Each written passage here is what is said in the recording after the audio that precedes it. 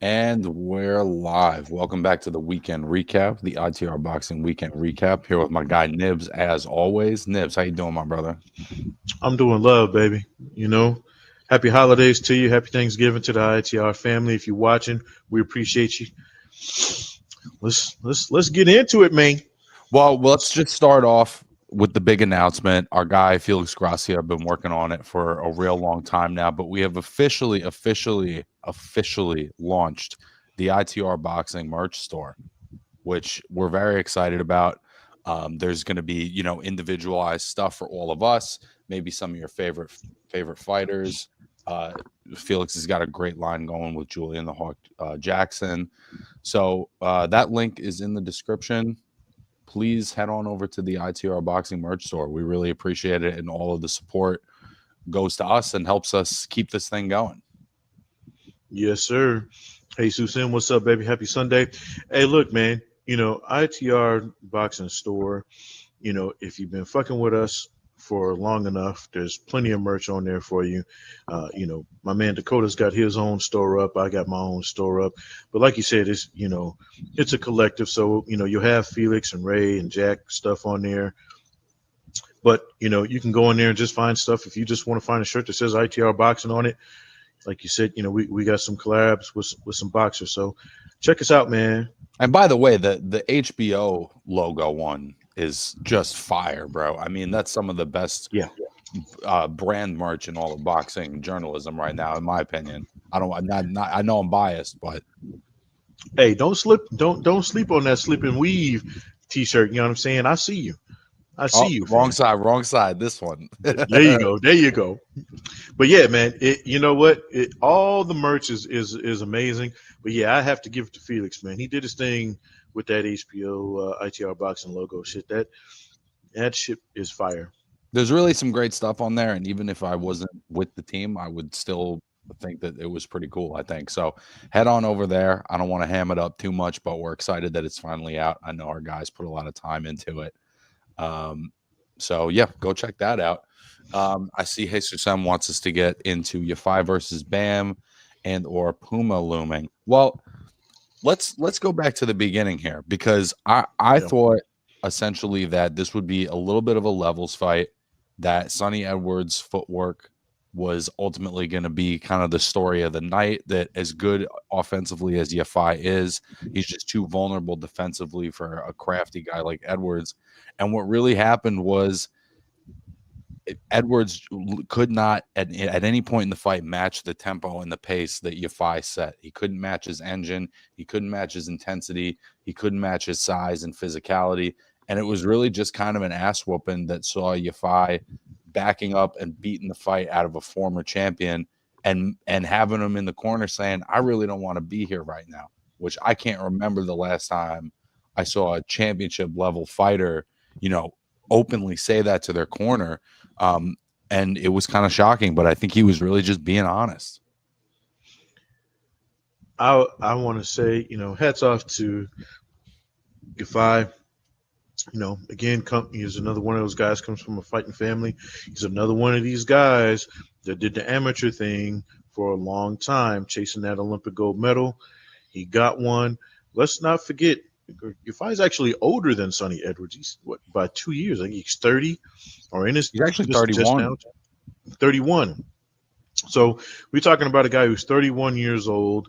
Yeah, he's only got 7 pro fights, but those have been high level fights. It's not like he's been fighting bum straight out the gate. So because of his Olympic pedigree. So even though Sonny has the better record, or more fights on his ledger, I should say anyway. You know, I thought it was going to be a really good fight. I thought this was going to be, they fought in the amateurs before. Sonny Edwards edged him. I thought this was going to be competitive. I thought the fight would win, but I thought it was going to be close, and it didn't start off close. It didn't look close. And to be honest with you, when they were doing the pre-fights, when they were doing the interviews in the locker room, you could kind of tell Sonny was kind of half-assing it. Like he didn't look like he wanted to be there before they stepped into the ring. When they got into the ring, it was like he quit. He was still fighting, but he didn't want any Checked out. parts. Yeah, he didn't want any parts. And God bless his corner. They did the whole, Rocky thing, trying to pump him up and get him, psyched. I think he gave him one more round just out of respect for them. But I think he was done more than Yafai beating him. I think he was just done, right? And like you said, he's boxers are real people too, folks. Is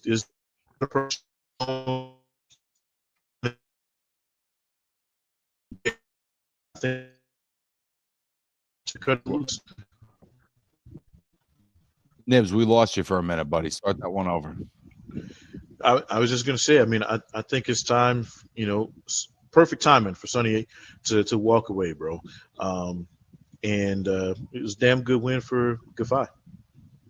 I felt like there was a couple of different layers on this because you were talking about the age, but I think that the age was kind of interesting because I thought Sonny looked a little old. I thought he looked a little bit like a shop-worn older fighter, even though he's only 28. He's been doing it at a certain level. He's coming off, it wasn't his last fight, but 2 fights ago, a really tough physical beat down from Bam Rodriguez, even though Sonny showed a lot of heart in that fight. He showed a lot of mettle, and he showed a lot of skill too to be able to hit Bam and counter and be in the pocket. And there was a lot to like about that performance, even though he did ultimately take a beating.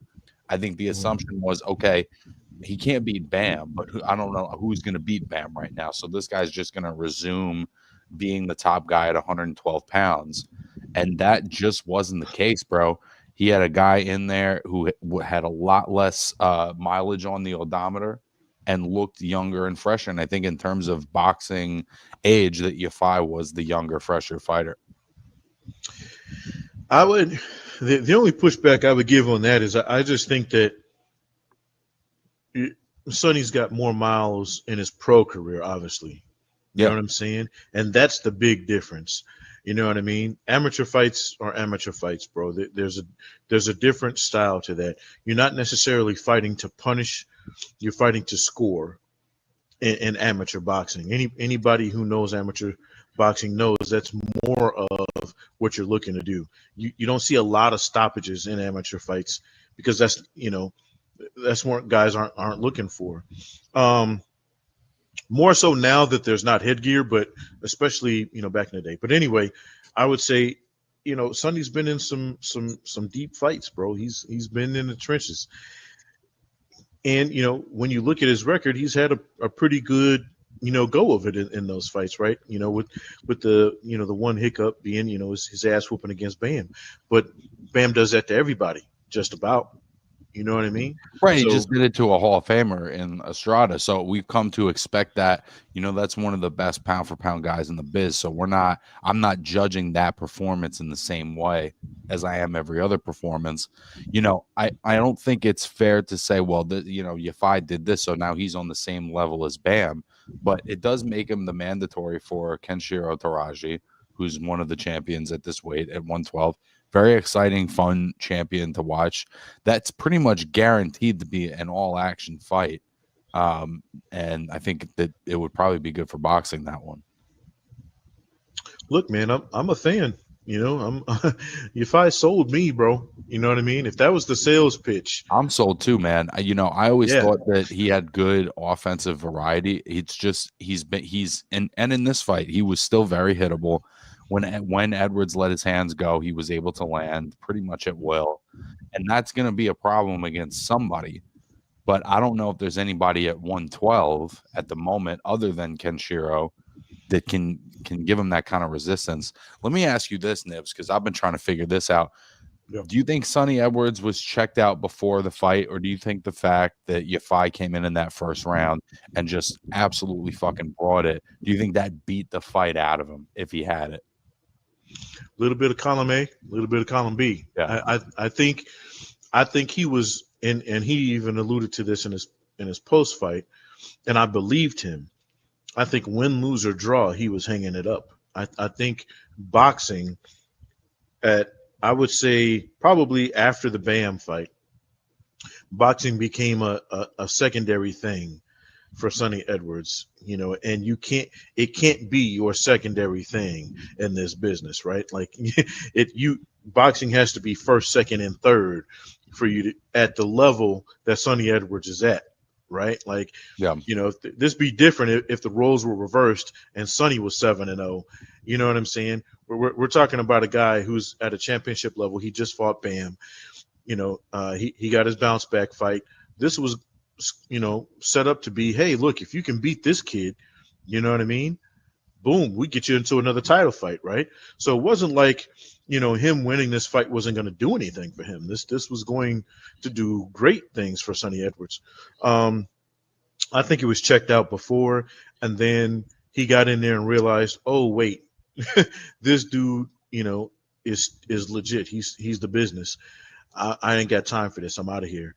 I mean, when you tell your corner, man, and let's be really clear, Sonny Edwards didn't quit, but he was quitting.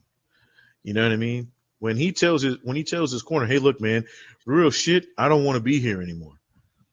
Like, you know what I'm saying? I got to be honest too. If I'm his corner man and I'm hearing that, I might be thinking about stopping him, because that's a position where, your fighter especially at this level, bro, you have to be so engaged every moment of the round, and you could just see him resigning to laying on the ropes, to backing up to the ropes, to just taking shots on the high guard, and occasionally taking some of them really clean from a big puncher. And, you never know what punches just, could change the trajectory of the rest of your life outside of boxing. I think because your corner knows you the best, right?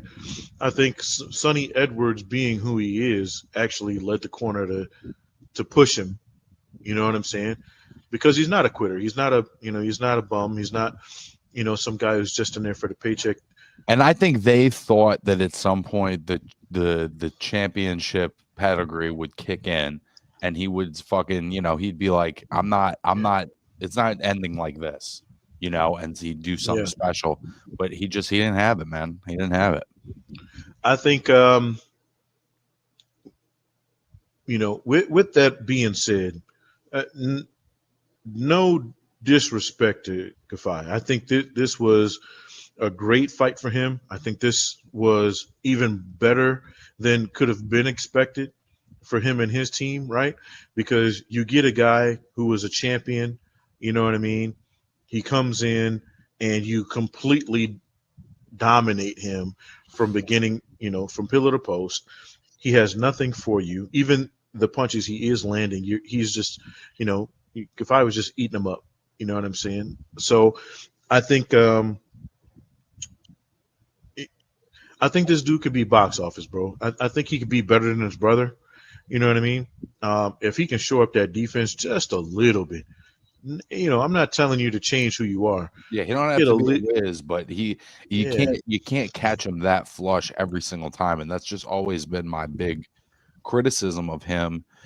I think he's a tremendous fighter, but when I think about putting him in the mix at 115, even with the tier down from Bam, when you got Estrada and you got Chocolatito, I just don't know if you can take clean shots from those guys that, let alone Bam Rodriguez and some of the other. 115 is just kind of a different animal, but he clearly has the frame to move up.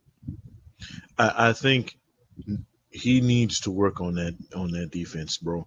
I think, again, if you're going to be, because he's got all the talent, you can see it, right? He's got talent coming out of his ears, but you have to be able to at least offensively have defense.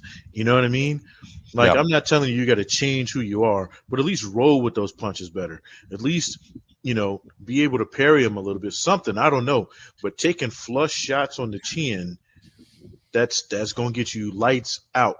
I also think too, he throws, when he's throwing his combinations, and he throws beautiful combinations, he just throws too many without moving his head. So he'll throw 5-6 punches right in front of you, and they're great shots, but even a Sonny Edwards that didn't want to be there is going to find his spots to land, and you get in there with a guy with some more pop and maybe up at a higher weight class. It just that still spells disaster, even though he was incredibly impressive here. A pre-Bam Sonny might have knocked him out, like because of how flush he was catching them, right?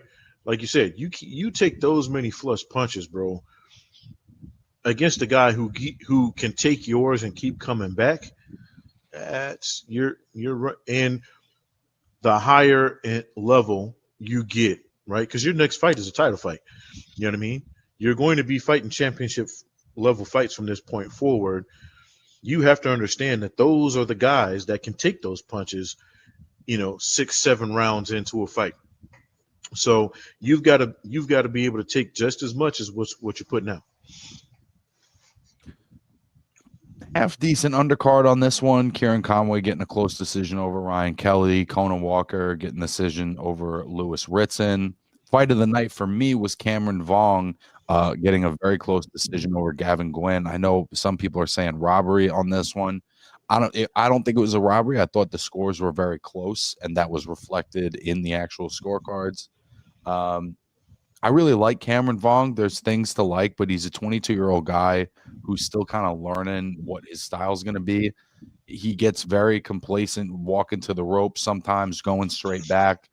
I think Gwynn was just trying to stay active, so he wasn't putting any zip on any one individual shot. He was trying to do it with, an accumulation. And I think Vong just got too comfortable standing there taking him, and it made the fight really close. But again, it's hard for me to get mad at a 22-year-old kid who wants to fight a European champion in his 7th pro fight. He's not perfect, but I love that.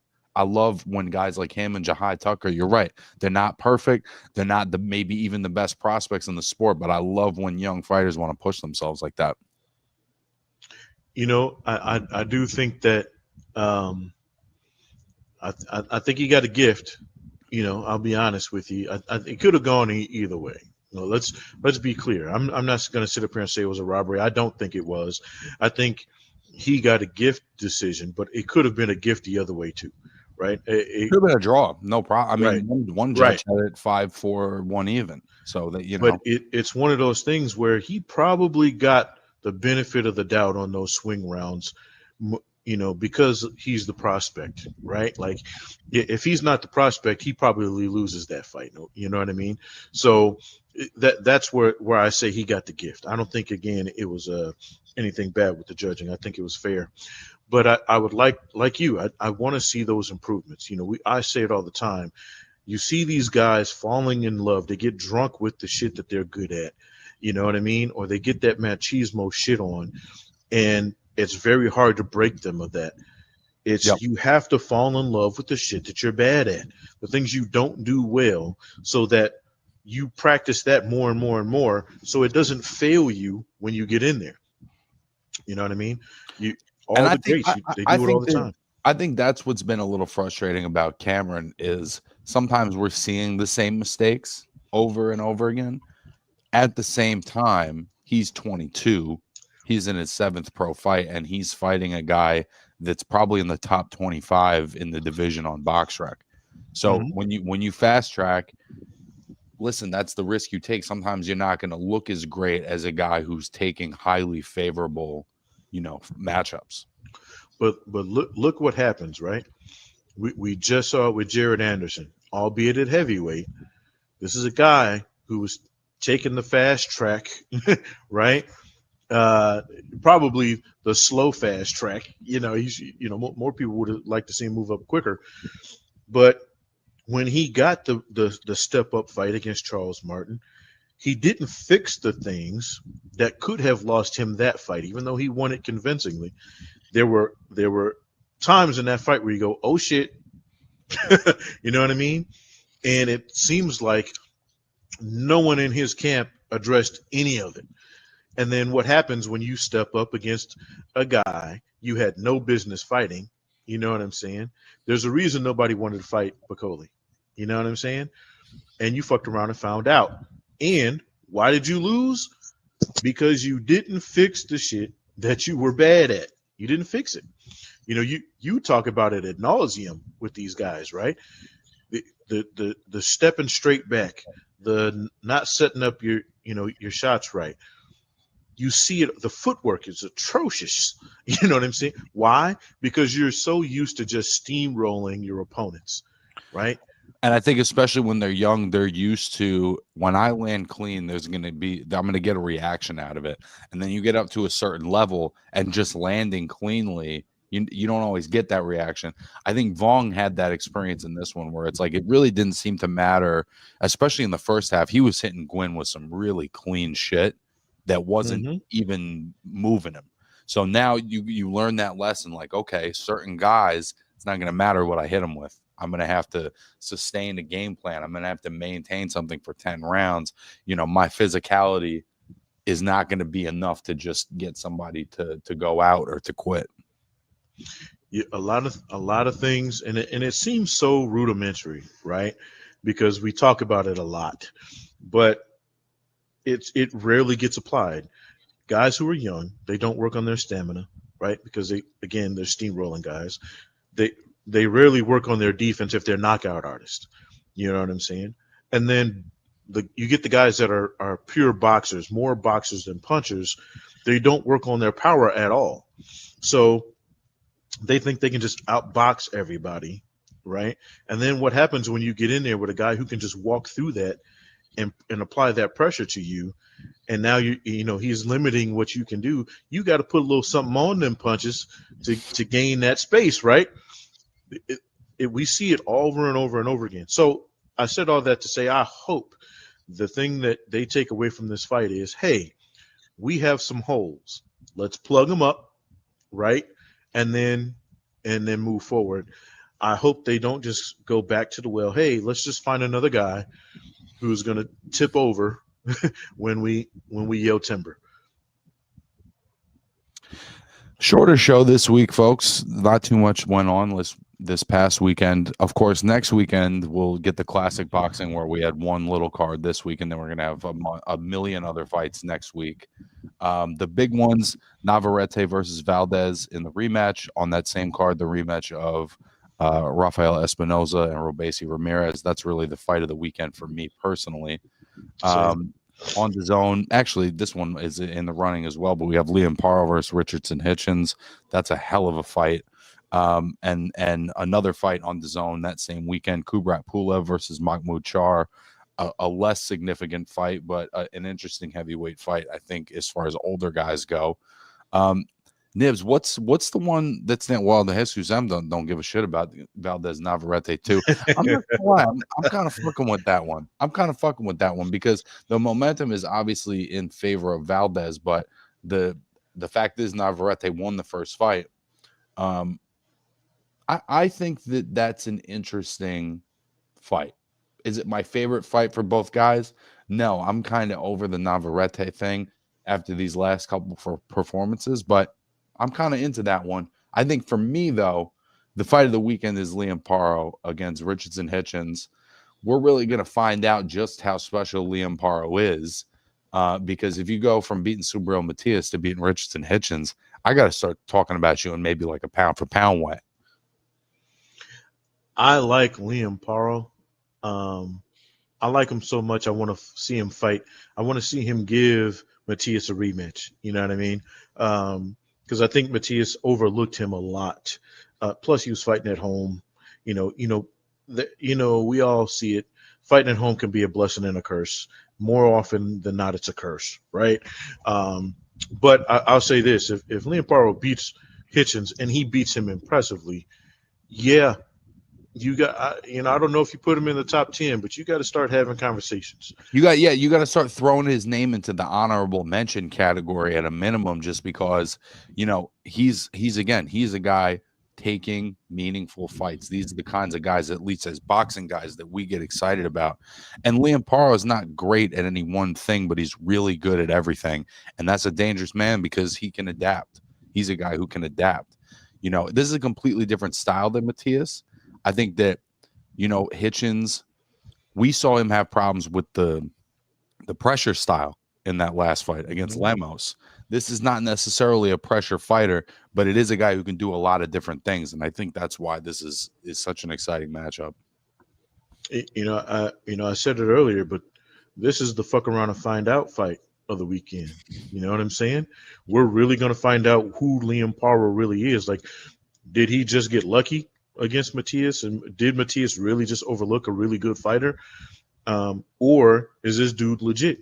And then on the Hitchin side, it's like, okay, young fella, you know what I'm saying?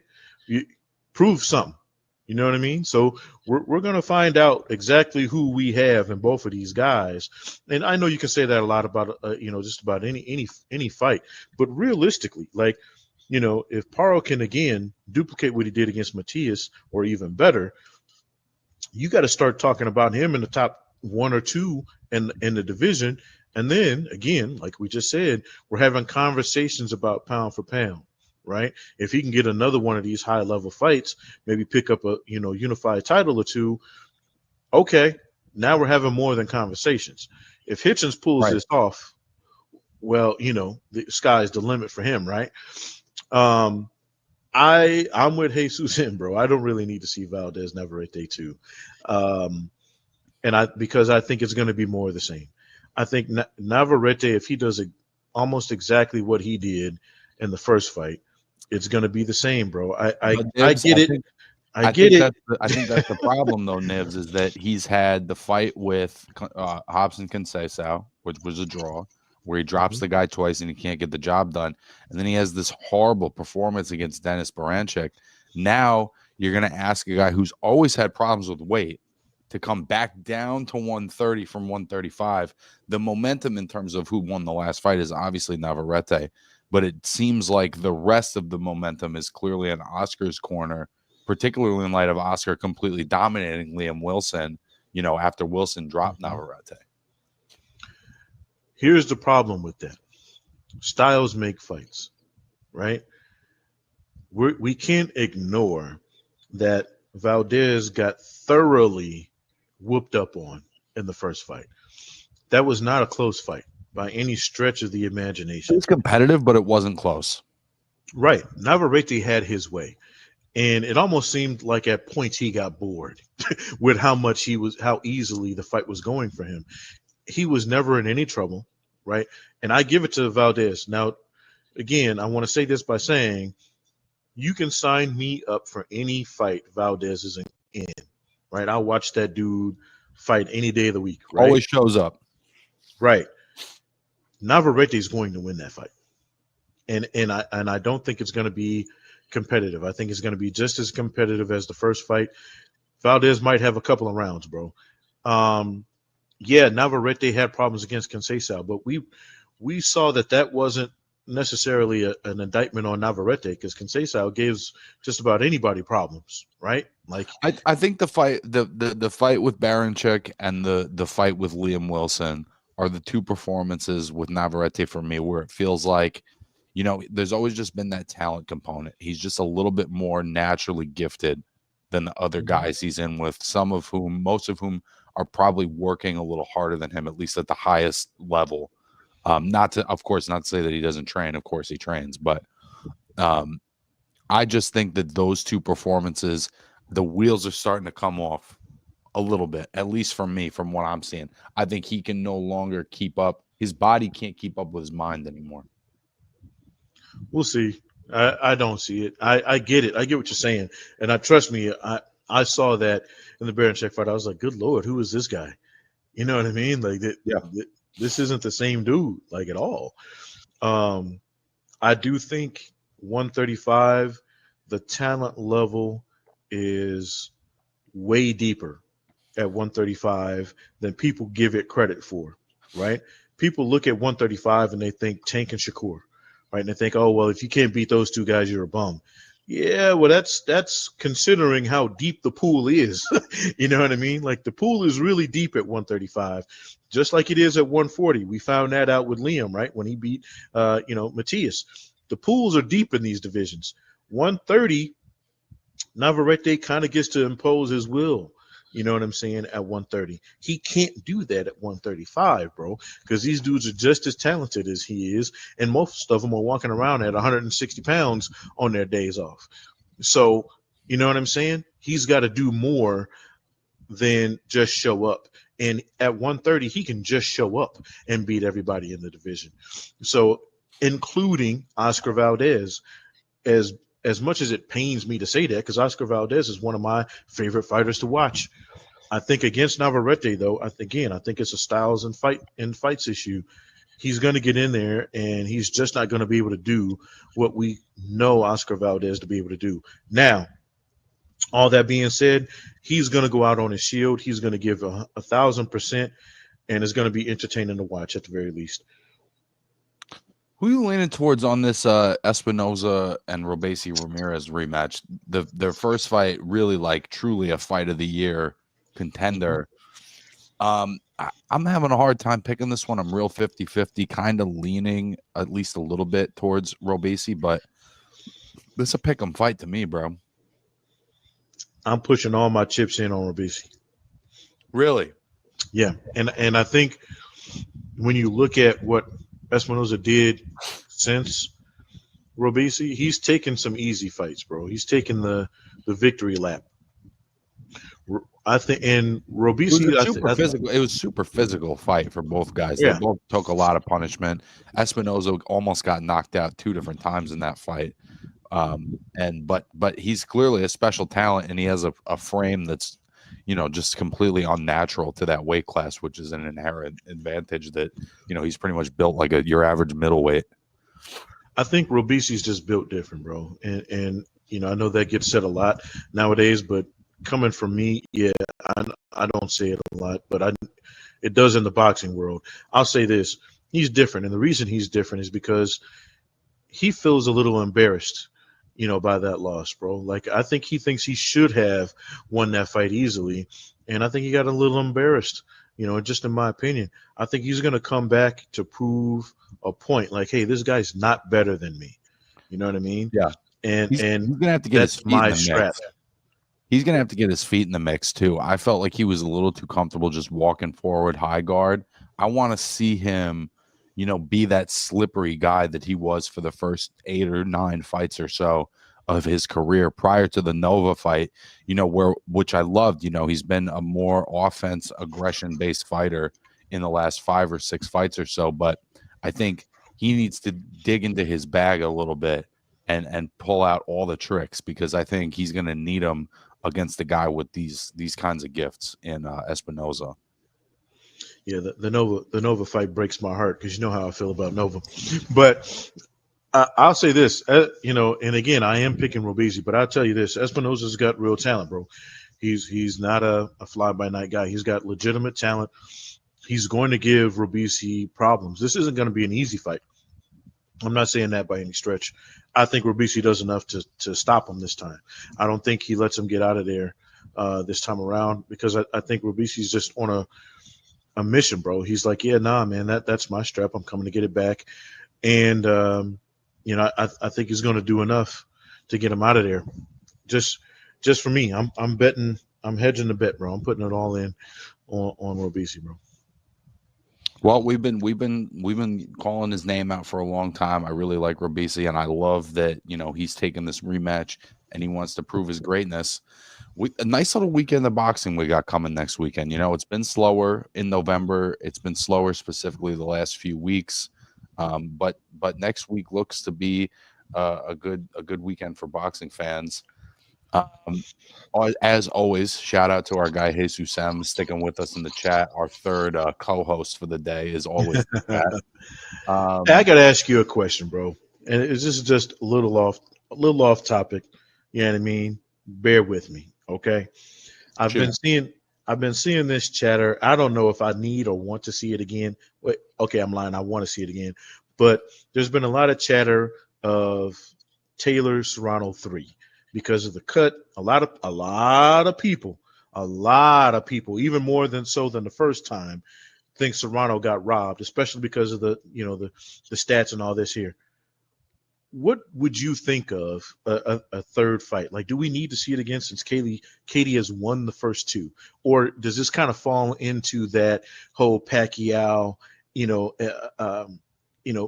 where he can, his trilogies? Does that kind of fall into that for you, or I mean, I think it does fall into the Pacquiao Marquez, but in the way that I think they should do it again. It wasn't until the fourth fight that Marquez finally landed that perfect right hand that slept Pacquiao and really changed the course of boxing in that moment. I think that Amanda's been on the tough end of two really close calls here. And if they want to do it again for a third time, because of course Amanda does, but Katie, also wants to do it to kind of prove a point. Like, no, look, I did it twice and I'll do it again. I think it's a great fight, man. Personally, I was talking to and go check it out. I did a great episode of the Slip Away podcast with Amelia Moore, junior welterweight prospect right now, and she made a great point. She was like, I just don't want to see them kill each other's brain cells anymore. They're both older champions. They've put a hard 20 rounds in against each other. I get that argument too. I don't know if I necessarily need to see it again, right? Because I feel like personally, in scoring this the way I scored it, I thought Serrano won both of the first two fights. I thought she won the second one clearly. Like I was literally fabricate. I was like, "What? Are you kidding me?" With the second one, but I think financially, of course, it makes sense for the both of them. I mean, you can't really get much bigger than that unless one of them decides, "Fuck it, I'm gonna fight Clarissa." You know what I mean? Like, I think that the other fight for Katie would be the third fight with Chantel Cameron, but I don't think that serves as big of an audience as an Amanda Serrano, which comes with the MVP promotions and this and that. But I'm sure that the fight with Chantal would be bigger, like in the UK or in Ireland. I think that I think you're right. I think because you can put Serrano and Taylor on anywhere, and a million people are going to watch it. You know what I'm saying? Chantel Cameron, you have to put that on in the UK in order for it to pop off. Katie Taylor and Amanda Serrano can fight in my backyard, and they're gonna have to shut down the whole neighborhood because of how many people show up to watch that. You understand me? But I think box office wise, it almost makes sense to do it again. I would like to see them both have an interim fight. So maybe Katie gets to fight Chantel again, and then I think the problem though is I personally would very much favor Chantal in the third fight with Katie, and so I don't think they'll make the Amanda fight contingent on Katie Taylor beating Chantal Cameron. It's too risky. I don't think it even matters at this point. I think no matter what happens between a Katie Taylor and Chantel Cameron, the interest in them fighting, because of how close those two fights were, and because a lot of people think Serrano beat Taylor both times, right? I think it doesn't matter, because you saw what happened when she lost to Cameron the first time. People were still more interested in her fighting Amanda than they were, Cameron, and she just lost to her. Chantal Cameron's one of the most underappreciated fighters in boxing right now, to be honest. She really isn't she unified right now? I don't know that she is anymore because she lost to Katie, but as far as I'm concerned, I mean, we got her number 3 pound for pound right now. I just think that she's a very much underappreciated champion of the moment, and some of that is just because Katie and Amanda is clearly, in my view at least, the best rivalry to ever come out of women's boxing, and it's tough to overshadow that or to compete with that. I'll be honest with you. If it weren't for Clarissa Shields, you could argue that Amanda Serrano, Katie Taylor were 1A, 1B, in the women's pound for pound. You know what I mean? Because even the loser of their fight was so good. It's one of those things where quite literally they had their fight and nothing changed about my pound for pound ranking. Right. Zero. Like, I didn't move no one's going to jump the loser in this. No, that's not going to happen. Because I guarantee you the loser could beat the number 4 or 5 or whoever. So, that's not happening. And then Sinisa retired. So anyway, that's the only thing that changed about Right. that. So I think box office, it makes sense. I don't necessarily need to see it again. Of course, I'd love to watch it because their fights have been amazing. But yeah, I would like to see them have interim fights first, or to kind of cleanse the palate, so to speak. But yeah, that was just my rant, bro. Because I've seen a lot of movement about it online, like, and it's actually a little exciting to see people actually excited about women's boxing at this point. Like, people are talking about that. They're talking about your girl, bro. They're talking about her and who she's gonna fight next. I know, man. Any insight You on know, that? I don't have any insight. I've only seen her once since the fight, and it was a really cool moment. I got to be there, when the mayor gave Shadeja Green the keys to the city of Patterson.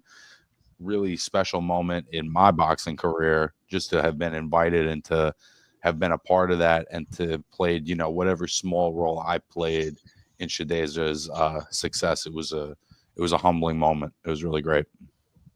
That's awesome, man. I saw that, and I teared up a little bit, bro, because we've been you specifically, but as ITR, we've been along for the Shadeja ride since the jump.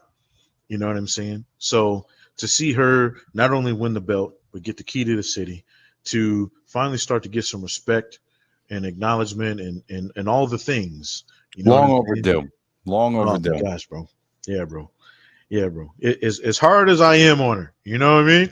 It's out of love. I promise you, it's out of love, because I truly believe she could be one of the goats. Period. Little things. I She think that's what a does little lot of us things. think, and I think that's what she thinks.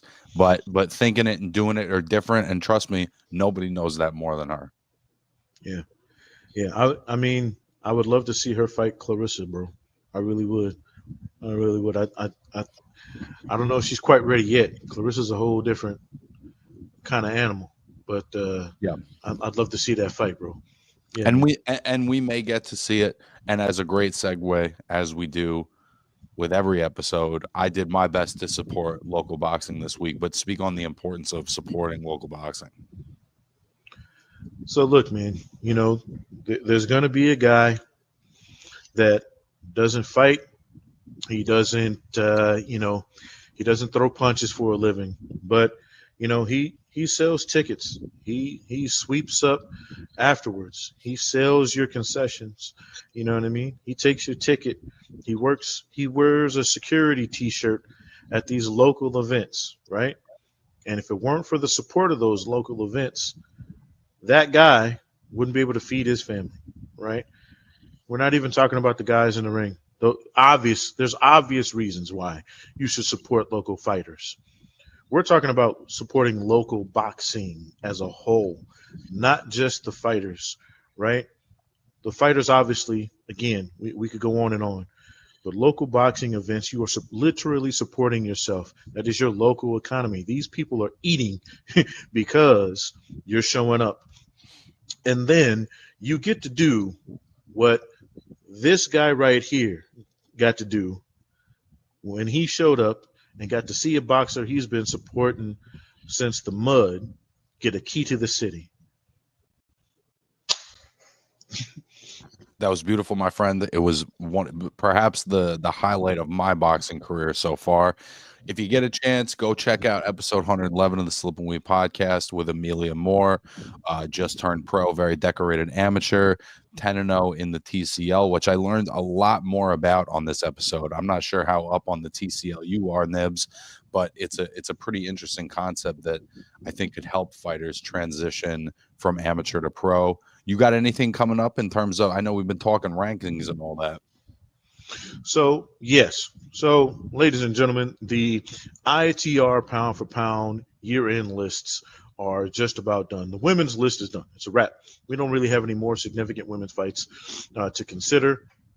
There are 2, maybe 3 men's fights still in the works. So that list is going to come out later. But after the ESPN card this upcoming week, which is the 7th, so on the 8th, expect to see the women's top pound for pound, top 10 list up on the website.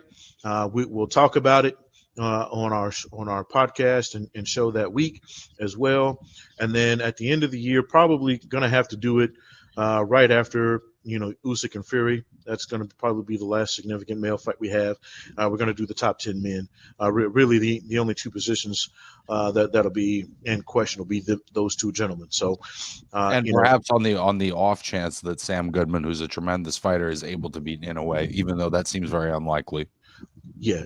I think Jesus himself would have to get into the ring to beat Inoue at this point. But you're right. Anything can happen. And hey, we've seen Inoue take some on the chin and have to take a knee a time or two. I don't see it happening this time. However, you are correct. But yeah, the women's list will be coming out next week. Men's list right after Usyk and Fury. And that's what I got going on, bro. And of course, you'll be able to see that at ITR.com, the ITRBoxing website. And we'll talk about it here and link it up when we have our podcast following those particular fights. ITR merch store, link in the description. We're out. Hey, go get your slip and weave shirt. Go get your nib shirt. It's hard as hell, baby. I'm trying to tell you.